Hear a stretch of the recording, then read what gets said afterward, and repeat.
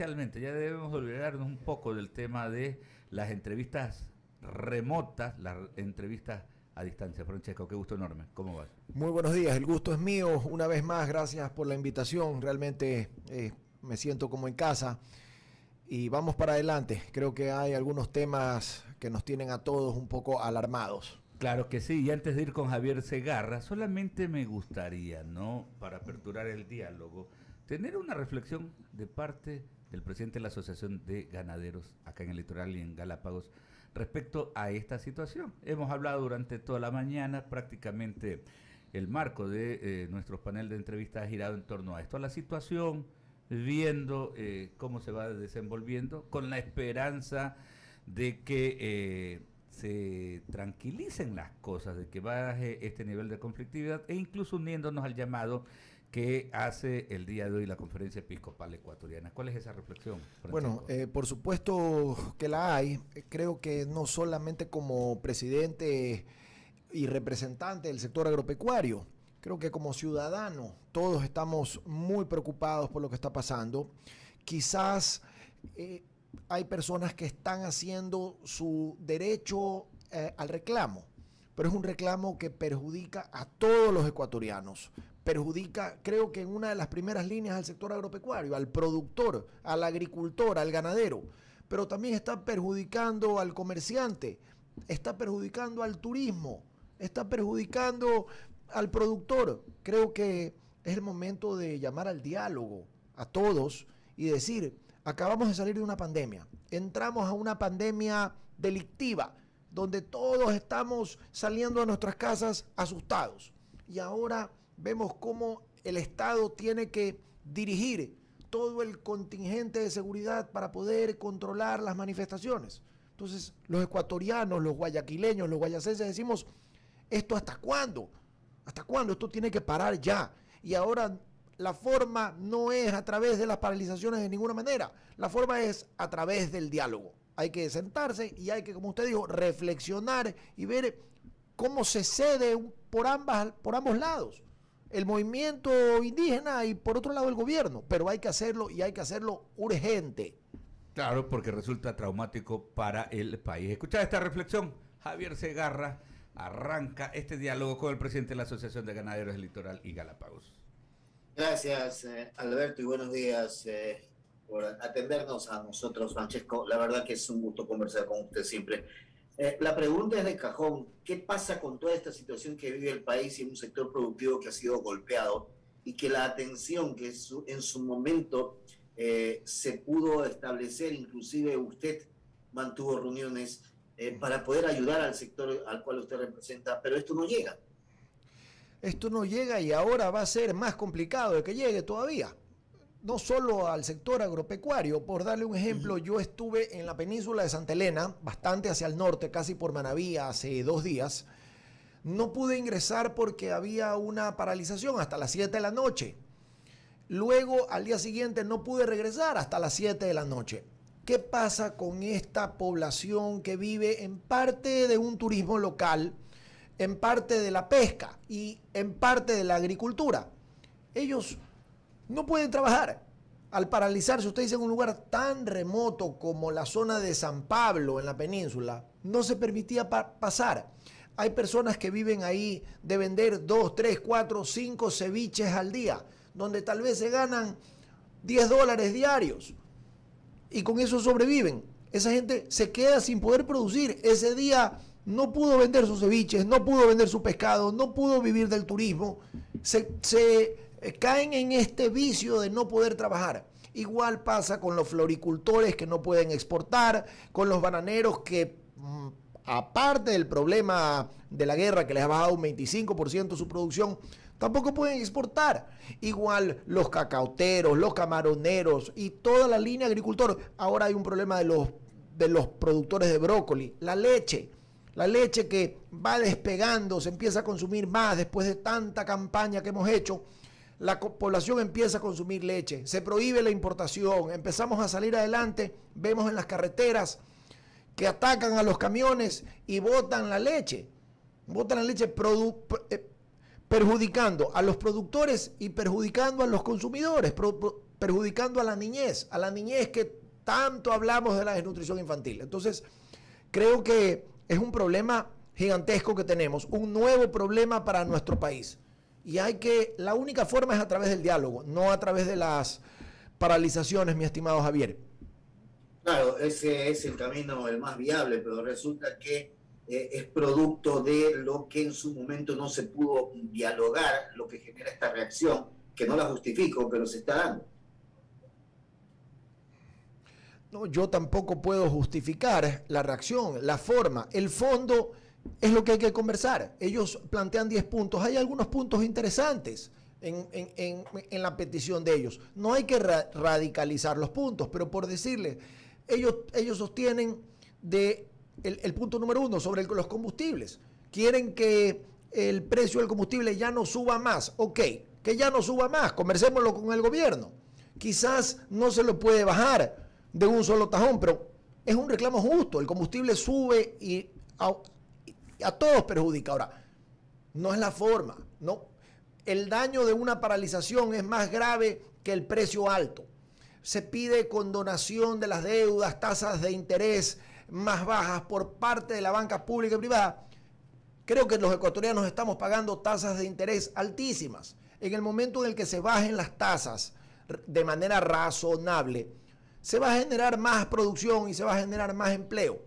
Se habla de que también en el mismo punto número 2, de que no se le pidan garantías materiales al deudor. Creo que eso es un poco complicado, porque cualquier prestamista, digamos un prestamista formal de la banca, va a pedir una garantía. Entonces, hay puntos que hay que conversarlos. Pero si tal vez no los están atendiendo y no están atendiendo a este movimiento que está pidiendo algo que puede llegar a ser justo, van a terminar reaccionando como están reaccionando. Ahora ya es tarde, pero tenemos que actuar. El gobierno tiene que actuar, tiene que llamar al diálogo y tiene que conversar. Tiene que conversar y hacerlo ya, mi estimado Javier. Sin duda. Tengo una cifra, Francesco. En el área rural la pobreza alcanzó el 42.4% y la pobreza extrema el 20.3%. ¿Cómo entender esta situación? Bueno, es algo que se viene dando porque los gobiernos anteriores no han podido incentivar a la ruralidad, no han podido incentivar al campo, pero vemos a un gobierno que quiere hacerlo. Ya ha pasado un año, está atrasado, ahora quiere hacerlo, dice que lo va a hacer. Perfecto, confiamos en que lo haga y queremos que lo haga. Pero una paralización perjudica más aún el problema que tenemos. Entonces, a este barco llamado el Ecuador, que ya va con bastante peso, que tiene los motores averiados, no le podemos seguir poniendo más carga y haciéndole más caliche porque se nos va a meter el agua y va a llegar un momento que vamos a decir, no podemos más y nos vamos a hundir. Gracias, Francesco, de mi parte. Jaime, por favor, adelante. Gracias, Javier. Francesco, un placer tenerte por acá. A ver, te he escuchado con atención y la verdad es que creo que le falta al gobierno para sentarse a la mesa con los indígenas. ¿Qué es lo que le hace falta? Yo creo que, primero que nada, la decisión de hacerlo. Una vez que tienes decisión, una vez que quieres hacer algo, has ganado la mitad del camino. Ahora, tienen que tener a las personas porque ya no es un equipo. A mí, yo tuve un acercamiento por parte de la CONAIE y en su momento por parte del gobierno. Me dijeron, ¿puedes intervenir? ¿Puedes comer? Le dije, por supuesto, yo puedo comer. Yo soy representante de un sector que seguramente es de los más perjudicados y puedo hacerlo. Pero ya ahora, como están las cosas, se necesita seguramente un equipo muy técnico, un equipo de gente que esté decidida a mejorar las cosas, pero tienen que hacerlo, no es solamente de querer y de voluntad, tienen que hacerlo empezando desde hoy y esperemos que el gobierno inmediatamente se manifieste y que diga, ok, vamos a empezar el proceso de diálogo, pues si no la guerra no va a acabar. Ya hemos visto lo que ha pasado esto en años anteriores. Una vez que comienzan estas manifestaciones, todo termina en saqueos, en destrucciones, en daños a la propiedad privada, en daños a haciendas, en daños a productores. Vemos camiones de leche que se botan, vemos vehículos de la policía y vehículos de la empresa privada, vehículos de la sociedad civil que son dañados. Las carreteras están totalmente paralizadas. Yo tengo conocimiento de que hay turistas en Baños de Ambato que no tienen una semana ahí y no pueden salir. Entonces, Sí. eso es lo que estamos haciendo, estamos pisando nuestro propio cadáver. Francesco, según el consejero Diego Ordóñez, manifestado aquí en esta radio, justamente, hace pocos minutos, él decía que pues justamente ellos han dado ya, o han llamado al diálogo, pero sentarse a dialogar no es cuestión de decirlo públicamente. Lo que piden los indígenas es que exista una respuesta del gobierno pública con respecto a sus 10 puntos.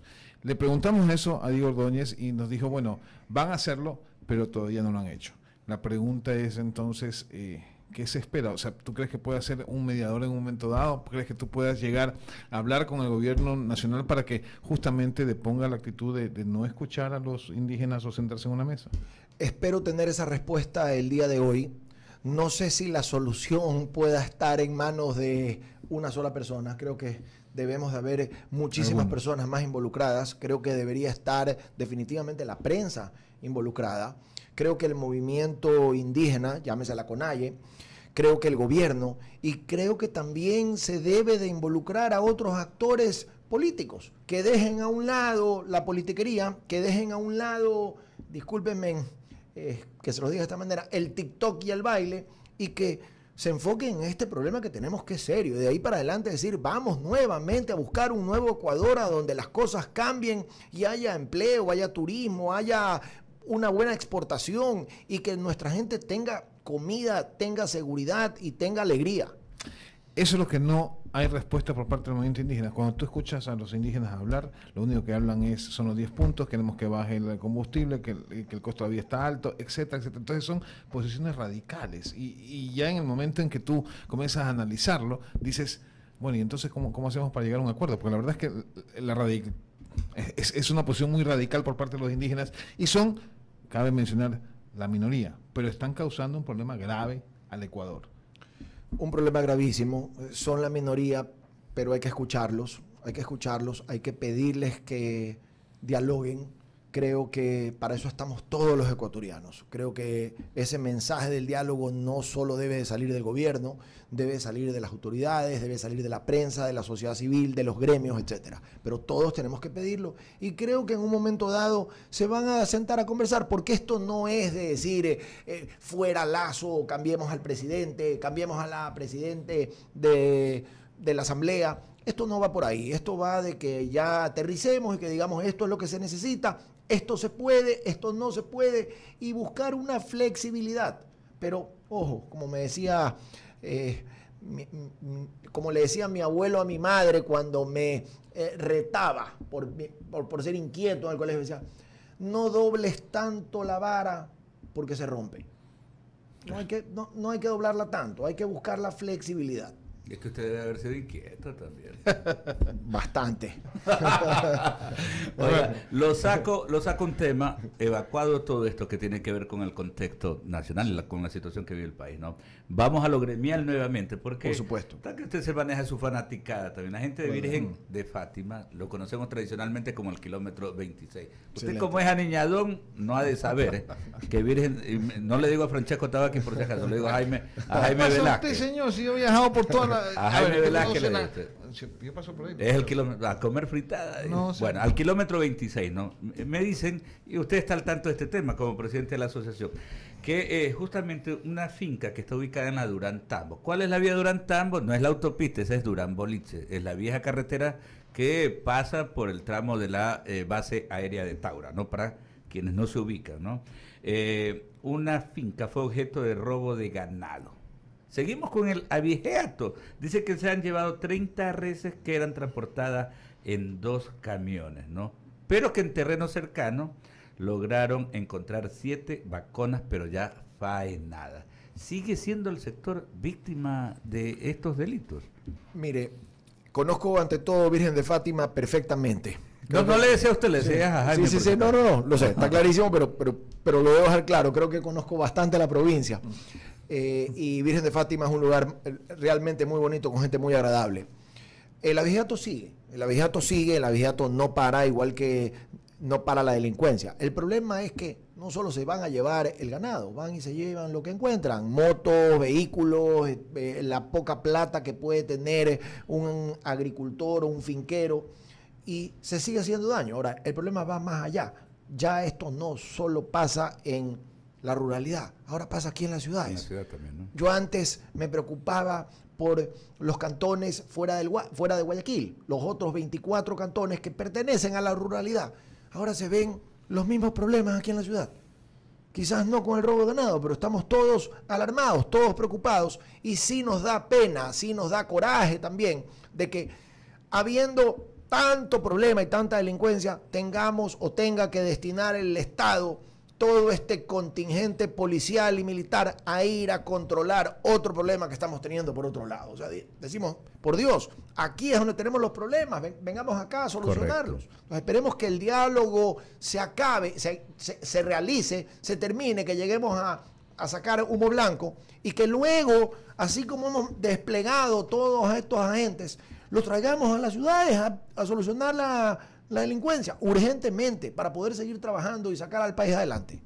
Correcto. Y ahora vamos al tema político, porque justamente nos acompañaba el día de ayer Nicolás Lapenti Carrión, ex prefecto provincial del Guayas, ¿no? Y cuando mencionábamos el tema relacionado a esta posibilidad de que sea candidato, nos decía, efectivamente, en el ejercicio de las primarias que toda organización política, llámese partido, llámese movimiento, debe de realizar. Y por cierto, le recuerdo a nuestra audiencia que ese ejercicio lo deben cumplir del 22 de julio al 5 de agosto. Es la selección de entre los candidatos de cada organización para cada dignidad que vamos a elegir el 5 de febrero del año 2023, llámese prefecto provincial, alcaldes o integrantes de las juntas parroquiales rurales. Entonces nos decía, sí, efectivamente vamos a hacer este ejercicio, y él ratificaba pues su deseo de ir como candidato a la prefectura. Pero cuando mencionaba los posibles postulantes, mencionó el nombre de Francesco Tabacchi. O sea, él dijo, sí, Francesco también está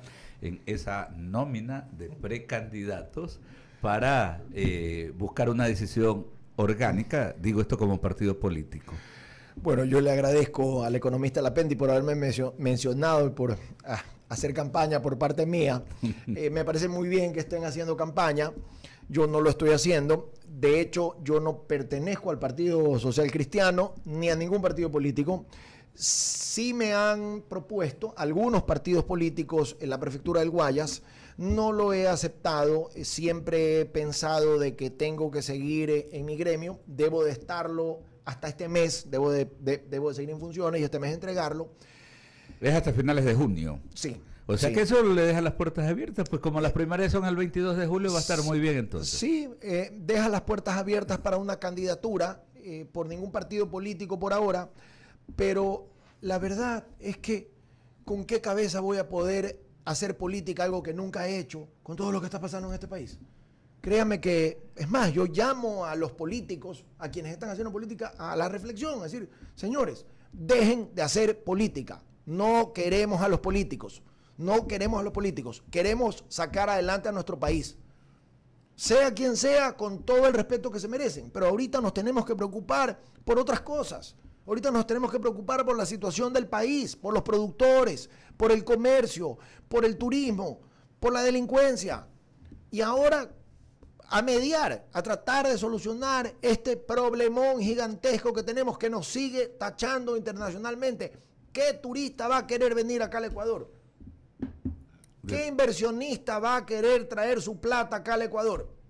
¿Qué inversionista local va a querer seguir confiando en un país a donde todas las semanas ocurre algo inesperado, algo totalmente nuevo, algo totalmente sacado del sombrero de un mago? Y lo peor de todo es que la siguiente semana viene otro problema más que borra el anterior, que nos hace olvidar de la catástrofe de la semana pasada. Y todas las semanas hay casi que una catástrofe. Entonces, yo créame que no tengo cabeza para hacer política, para pensar en una prefectura. Creo que puedo servir a mi ciudad, a mi provincia, desde donde esté. Y si el día de mañana me toca cruzar este gran lago de la política, tendré que ver cómo voy a hacer, porque hasta aquí no me gusta para nada. Es hora de diagramar más bien esa agenda nacional, ese pacto social que requiere el Ecuador. A eso se refiere, Francesco. Totalmente de acuerdo. Exactamente. Ya, Creo que y- tenemos es que pensar en eso. Correcto, y finalmente, ¿no? De alguna manera, porque siempre es bueno ver lo que ocurre fuera, ¿no? Vemos, por ejemplo, el domingo tenemos elecciones presidenciales en Colombia, vemos esa polarización y el hecho de que la gente le ha ido dando una bofetada a los políticos tradicionales, que eso también los políticos ecuatorianos deberían de llevarlos a la reflexión. Por un lado eso, y por otro lado también el caso del presidente Gabriel Boric en Chile, ¿no? El hecho de que enarbolando esta postura contestataria, contra quien había estado pues ubicado como presidente, me refiero al presidente Sebastián Piñera, lo llevó a hacer una serie de ofrecimientos que ya estando en el suelo presidencial son difíciles de cumplir. Hago esta reflexión porque justamente eso es lo que hace la clase política, a veces desgastarse en querer desacreditar al resto y de generar una expectativa tremenda entre la población, entre el pueblo, decirle un poco, me posesiono y mañana tienes solucionados los problemas.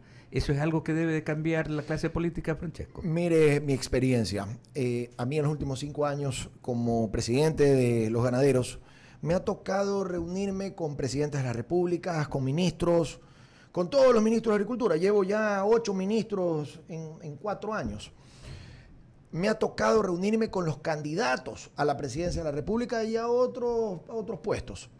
Por si acaso lo hago por 2 motivos. Primero, porque es mi obligación gremial escucharlos. Y segundo, lo hago con muchísimo gusto. Y veo cómo miran al sector agropecuario y miran al campo todo el tiempo y dicen, vamos a sacar al campo adelante y ahora vamos a voltear los ojos al campo. Yo digo, no, ya no hay que voltear los ojos, hay que voltear el corazón al campo. Y nos prometen y nos mienten y nos prometen y les volvemos a creer y nos vuelven a mentir y les volvemos a creer. Pero no podemos bajar los brazos. Estoy seguro que en cualquier momento va a llegar alguien que nos va a escuchar.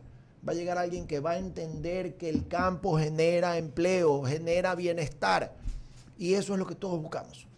Eso es lo que todos buscamos y eso es lo que se le pide a los políticos. Ya no más demagogia, ya no hablen de lo que creen que la gente quiere escuchar. Hablen de lo que saben y de lo que pueden ofrecer. Correcto, Francesco. Muchísimas gracias por estos minutos. El presidente de la Asociación de Ganaderos del Litoral y Galápagos, Francesco Tabaqui Rendón, acompañándonos esta mañana aquí en el diálogo. Son las 9:52. Recordarles que está comprobado que la nueva fórmula de aceite de motor de Valvoline maximiza la vida útil del motor. Ahora con hasta un 40% más de protección contra el desgaste que los estándares de la industria, porque un original nunca deja de mejorar. Valvoline, el aceite original mejor que nunca, Jaime. Sí, señor, así que cambie el aceite original Valvoline. Valvoline, así es, Valvoline.